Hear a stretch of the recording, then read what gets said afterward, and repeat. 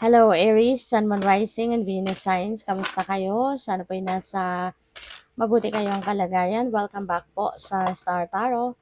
At kung bago kayo rito, welcome din po kayo. Please subscribe, like, share my videos, and leave me a comment kung nakaresonate po kayo. Thank you. So Aries, for your love life, we have Lily, we have Tower, and we have dog. Ayan. So, napaka-exciting nito, no?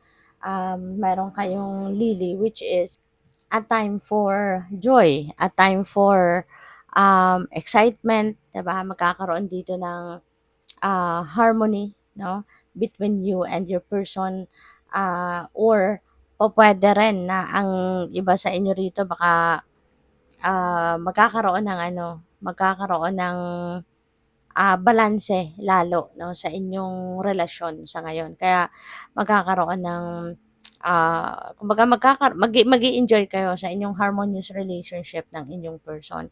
And, maybe din siguro nakakadagdag or additional factor din 'yan, sa harmony na 'yan because pupuwedeng yung person ninyo is, merong parang mas matured kaysa sa inyo. Pupuwedeng matured at heart, pupuwedeng matured din yung edad niya, kaysa sa'yo. Kaya kumbaga mas mapasensya na siya, mas loving na siya or siguro dahil din mas may edad siya kaysa sa'yo kaya pupuwedeng mas marami na yung, naging experiences din niya in the past 'no. Kaya mas maganda na ngayon yung, pakikipagrelasyon sa iyo. At saka siguro din talaga 'no, ano na siya, pupuwede rin na emotionally matured person na din yung person mo. Kaya mas lalong maganda 'no, yung ano niya, mas malalim na yung mga naging experiences niya sa buhay, no? With the dog energy, then um, this signifies na devoted, loyal, and devoted yung person mo sa'yo o kaya naman ikaw or both of you, you know?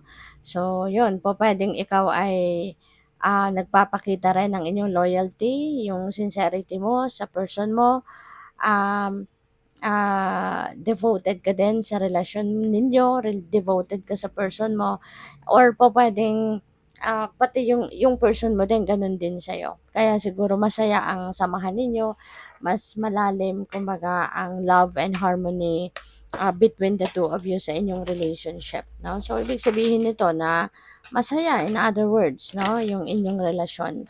Nagkakaintindihan, nagkakaunawaan, um, nagkaka yung parang meron kayong lagi kayong merong, um, space para sa bawat isa sa pag-iintindi sa kung ano man yung kunyari may pagkukulang ang kung sino man sa inyo, nandodo'n na yung space para sa'yo, nakalaan na para, sa pagpapatawad, para sa pag-iintindi, 'no? So, we have twin flame, ayan. So, napakaganda naman. Pupuwede 'no, Aries, na yung na 'to, yung twin flame mo, baka siya na yung kasama mo, 'no? Baka siya na itong, jowa mo sa ngayon or kung hindi man, baka ito na yung makikilala mo. Baka madadating na kung wala ka pang karelasyon, pupuwedeng makikilala mo na. Kumbaga naka-align na kayo ngayon sa isa't isa at, maaaring one day soon, 'di ba, the universe is going to bring you together para magkakilala na kayo at makapagsimula na kayo ng ng inyong, relationship, 'no? So, we have dark male 'no, at maaaring siya 'to, 'di ba? Baka makilala mo na ito, isang isang dark-skinned male or dark hair 'no, yung natural na kulay niya ito. So, maybe ito yun si twin flame mo or pupuwedeng ito na yung current ka-relationship mo. So, depende yan sa inyong sitwasyon. We have beauty queen, ayan. So, maaari din na for some of you since siyempre nasa collective reading ito kaya pupuwedeng merong magre-resonate sa inyo, may mensahe na hindi 'no. Kaya kung ano lang magre-resonate sa inyo, yun lang ang kunin ninyo, yun lang ang pick upin ninyo na na ano, na mensahe, okay? But, siguro ang iba sa inyo baka kayo ay isang beauty queen, 'di ba? Or pupuwedeng kayo ay isang star, isang sikat, 'no, sa community ninyo. Pupuwedeng ikaw ay, sikat sa social media, puwedeng gano'n din, maaaring celebrity ka, meron kang, meron kang kasikatan, 'no, sa ngayon na maaaring tinatamasa sa kung saan mang larangan 'yan, 'di ba? Pupuwedeng gano'n kayo or pupuwedeng ganitong klase, 'no, maaaring manggagaling sa isang, gano'ng mga sitwasyon ang makikilala mo. Pupuwedeng yung magiging twin flame mo, 'di ba? Maaaring sikat na sikat sa social media, 'di ba? Or pupuwedeng marami siyang, alam mo 'yun, marami siyang followers, marami siyang subscribers, mga ganyan, kilala siya. Pupuwedeng gano'n ang ganap diyan. Pupuwedeng vlogger, 'di ba? So, 'yun. Maybe that is the kind of person na you are going to be dealing with or maaaring 'yun ang magiging karelasyon mo or baka baka 'yun na nga, 'no, baka isa na diyan yung inyong karelasyon kung meron na kayong karelasyon sa ngayon. So, tignan natin kung ano pa ang ganap. For Aries, we have King of Pentacles. Ayan. So, tama, no? Matured na nga. O pwedeng, para sa iba sa inyo ha, kasi iba-iba nga tayo sa sitwasyon. Para doon sa sinabi ko kanina na ang iba sa inyo dito pa pwedeng ang jowa ninyo, yung person ninyo, is older than you or mas matured sa inyo, pwedeng ganun. So, kino-confirm lang yan ni King of Pentacles na talagang maaring ano na nga siya, mas may edad nga siya sa'yo at, pupuwedeng mapera din siya, 'no? Maaaring yung taong 'yan established na sa kanyang, trabaho, maaaring meron siyang negosyo din, pupuwedeng successful na din siya sa mundong, ganyan, ginagalawan niyang negosyo. Pupuwede rin na yung taong ito marami ng savings as in, kumbaga ano na siya, secured na siya financially. 'No, financially comfortable na din siya, puwedeng gano'n. Kaya, maaari 'no, na kung dating pa lang kayo, 'pag nagkatuluyan kayo nito parang wala ka ng poproblemahin, hindi ba? Parang gano'n. As in, ano siya, financially, ready for the future yung taong ito. So, we have, the 7 of, cups. So, pupuwede 'no, na ang iba sa inyo dito na kunyari, single pa, 'di ba? Maaaring merong mga nanliligaw sa'yo. Pupuwedeng hindi lang iisa, ang nanliligaw sa inyo. Pupuwedeng, hindi lang isa, dalawa, tatlo siguro na kailangan ninyong, pagpilian, 'no? So, pag-isipan din ninyong mabuti.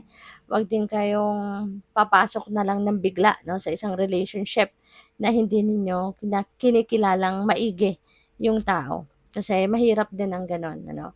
Mas magandang kayo ay, kilala ninyo yung taong papakisamahan ninyo. Kasi you never know, 'di ba? Kung magkasama na kayo, mag-asawa kayo, 'di ba? So, kailangan, ano kayo, kailangang kilala mo yung ano, kilala mo yung kilala mong mabuti 'no, yung, pakikisamahan ninyo. Kaya kailangang, i-compare, okey? Hindi naman masama na ikumpara mo, hindi mo naman sasabihin sa kanila or what, ikaw lang na mag-ano ka, maglista ka, 'di ba? Para makita mo kung sino ang mas nakakaangat talaga, 'di ba? Sa lahat ng aspeto na dapat ninyong i-consider sa pagpili ng magiging jowa, 'di ba? So, we have the Queen of Wands, ayan. So, napakaganda rin 'no, ng pupuwede rin na para sa iba sa inyo si Queen of Wands, um, isa din ito sa mga siguro sa, iba sa inyo baka isa din si Queen of Wands sa mga pagpipilian ninyo, 'di ba? Maaring someone is embodying the energy of the Queen of Wands na si Queen of Wands kasi pupuwedeng matured na din ito, pupuwedeng emotionally, matured person din ito or maaaring matured na din ang edad niya, kaysa sa'yo and, magandang quality 'no, ang meron si Queen of Wands kasi lagi siyang moving forward ang gusto niya. Yung bang kung may pangarap siya talagang pagsisikapan niyang lahat, 'no, 'yan gagawin niya ang lahat para na mapagtagumpayan niya yung pangarap niya. Yung gano'n ba, yung wala siyang uurungan, 'no, wala siyang uurungan kahit mahirap, talagang pagsisikapan niya para ma-achieve niya kung ano yung ano niya. Decisive na klaseng tao din ito. So, baka meron kayong, gano'ng ano, baka yung nililigawan ninyo, 'di ba, merong ugaling katulad ni Queen of Wands or pupuwede rin na kayo ito. Maaaring kayo ito, you're embodying the energy of the Queen of Wands. So, good luck sa'yo. Thank you for watching. Love and light. Namaste.